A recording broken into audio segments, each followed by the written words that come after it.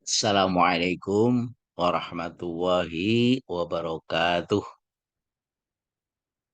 Alhamdulillahilladzi arsala rasulahu bil huda wa dinil haq liyudhhirahu 'ala dini kullih wa kafa billahi syahida. Asyhadu an la ilaha illallah wa asyhadu anna Muhammadar Rasulullah. Allahumma shalli ala sayyidina Muhammadin wa ala alihi wa sahbihi ajma'in amma ba'd. Para pemirsa, puji syukur kita panjatkan kepada Allah Subhanahu wa Ta'ala yang telah melimpahkan rahmat dan nikmatnya kepada kita sekalian. Salawat serta salam semoga tercurah kepada junjungan kita, Nabi akhir zaman Nabi Muhammad Sallallahu Alaihi Wasallam beserta para keluarganya, sahabatnya, dan umatnya. Dan mudah-mudahan kita senantiasa istiqomah menjalankan ajarannya sampai akhir hidup kita nanti. Amin. Ya Rabbal Alamin. Para pemirsa, kaji kita bagian dari seri bukti-bukti kebesaran Allah dalam ciptaannya. Untuk seri yang ketiga itu terkait dengan ciptaan di dalam dunia fauna. Nah, sebelumnya telah dibahas yaitu untuk jenis serangga yang disebutkan di dalam Al-Quran. Yang pertama adalah lalat, kemudian yang ketiga adalah nyamuk. Yang kedua, maaf, nyamuk. Kemudian yang ketiga adalah semut. Nah, ini adalah seri ketiga atau bagian yang ketiga. Nah, kalau kita cermati, para pemirsa, semut itu fosilnya itu berusia 80 juta tahun, sama dengan semut sekarang. Jadi artinya semut dahulu itu dengan semut sekarang tidak ada perubahan ya selama 80 juta tahun. Nah, semut adalah makhluk hidup dalam sistem sosialisasi dan berkelompok atau berkoloni. Nah, populasi semut itu dalam satu koloni itu terdapat ratusan ribu sampai dengan jutaan. Nah, ini gambar dari animasi semutnya ini ya, para pemirsa. Kemudian ini semut raksasa yang besar. Ini semut jenis yang lain ya. Ini jenis-jenis beberapa semut. Nah, kemudian ini semut yang mengangkat daun. Nah, ini adalah gambaran dari seekor semut. Nah, di dalam Al-Quran, semut ini disebutkan dalam surat An-Naml ayat 15 sampai 17. Allah berfirman, "A'udzubillahi minasyaitonirrajim. Walaqad ataina Dawuda Sulaimana ilma wa qala alhamdulillahilladzi faddalana ala katsirin min ibadihil mu'minin."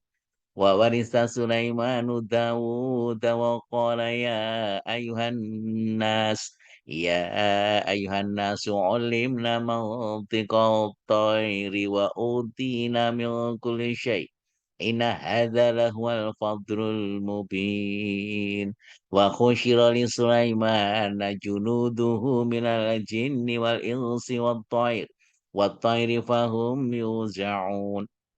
Dan sesungguhnya kami telah memberi ilmu kepada Daud dan Sulaiman. Dan keduanya mengucapkan segala puji bagi Allah yang melebihkan kami dari kebanyakan hamba-hambanya yang beriman. Ayat yang ke-16, dan Sulaiman telah mewarisi Daud dan dia berkata, "Hai manusia, kami telah diberi pengertian tentang suara burung dan kami diberi segala sesuatu. Sesungguhnya semua ini benar-benar suatu karunia yang nyata."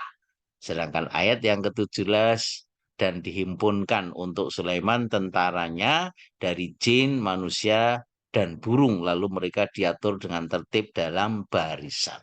Nah, ini gambaran Allah karuniakan kelebihan pada Sulaiman, yaitu dengan ilmu, ya. Nah, kemudian juga bisa komunikasi dengan binatang yang digambarkan sebagai bagian dari bala tentara Nabi Sulaiman alaihissalam. Nah, kemudian dalam surat An-Naml ayat yang ke-18 sampai 19, lanjutan dari ayat ini dijelaskan, A'udzubillahi minasyaitonirrajim. hatta idza atau ala wadin namli qalat namlatun ya ayuhan namlu dukhulu masakinakum la yakhtimannakum Sulaiman wa junuduhu wa hum la yashurun. Fatabassama dhahikan min qawliha wa qala rabbi auzi'ni an ashkura ni'matika allati an'amta alayya wa ala walidayya wa an a'mala shalihan tardahu wa adkhilni birahmatika fi ibadika shalihin. Hingga apabila mereka sampai di lembah semut, berkatalah seekor semut atau ratu semut, "Hai semut-semut, masuklah ke dalam sarang-sarangmu, agar kamu tidak diinjak oleh Sulaiman dan tentaranya, sedangkan mereka tidak menyadari." Sedangkan ayat yang ke-19, maka dia tersenyum dengan tertawa karena mendengar perkataan semut itu dan dia berkata, "Ya Tuhanku, berilah aku ilham untuk tetap mensyukuri nikmat-Mu yang telah Engkau anugerahkan kepadaku dan kepada dua orang ibu bapakku dan untuk mengerjakan amal soleh yang Engkau ridhoi. Dan masukkanlah aku dengan rahmat-Mu ke dalam golongan hamba-hamba-Mu yang soleh." Nah, ini adalah kisah tentang Sulaiman yang salah satunya adalah bisa mendengarkan perkataan semut. Itu yang dijelaskan dalam surat An-Naml ayat 18 sampai 19. Nah, kalau kita cermati, para pemirsa sekalian, setiap koloni semut itu tunduk pada sistem kasta. Ada 3 kasta dalam masyarakat semut. Kasta yang pertama adalah ratu dan semut-semut jantan untuk berkembang biak. Dalam satu koloni bisa terdapat lebih dari satu ratu. Tugas ratu adalah reproduksi untuk meningkatkan jumlah individu. Tubuhnya lebih besar daripada tubuh semut yang lain. Nah, ini gambarannya. Ini semut biasa, sedangkan ini adalah ratu semut. Tugas semut jantan hanyalah membuai sang ratu. Hampir semua semut jantan ini mati setelah kawin. Nah, ini adalah ilmu tentang semut, para pemirsa sekalian. Nah, ini adalah gambaran koloni semut. Ini ratu semutnya, ini semut-semut yang lain. Nah, kemudian kasta yang kedua adalah prajurit dengan tugas membangun koloni, menemukan lingkungan baru untuk hidup. Nah, ini adalah sarang-sarang dari semut. Ya, ini yang bentuknya seperti bukit gitu, yang di dalamnya itu terdapat lorong-lorong di mana masyarakat semut itu tinggal di sana. Kemudian kasta yang ketiga adalah semut pekerja, yaitu semut betina yang steril. Apa tugasnya? Tugas mereka adalah merawat semut induk dan bayi-bayinya, membersihkan dan memberi makan, membangun koridor dan serambi baru untuk sarang mereka. Kemudian mencari makanan dan membersihkan sarang secara terus-menerus. Itulah gambaran dari masyarakat semut. Nah, keistimewaan semut, para pemirsa sekalian, semut juga memiliki disiplin yang sangat mirip dengan disiplin militer.